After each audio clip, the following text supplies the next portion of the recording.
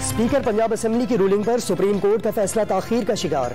PTI और काफ league के रहनुमा अदालत में मौजूद, फैसला कुछ देर में सुनाए जाने का इम्कान।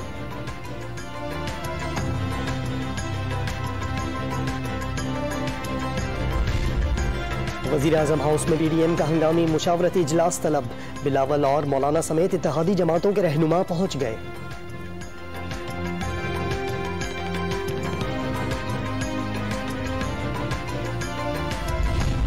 सुप्रीम कोर्ट के बाहर तहरीक इंसाफ और नून लीग के कारकुन आमने सामने आ गए। दोनों जानिब से एक दूसरे के खिलाफ नारेबाजी की जा रही है।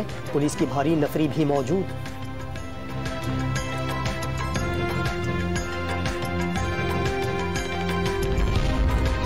रहीम यार खान ने कौमी शरह पर तेज रफ्तार ट्रक कार पर उलट किया। हादसे में 3 अफराद मौके पर जाँ बहक, एक जख्मी अस्पताल मुंतकिल कर दिया गया।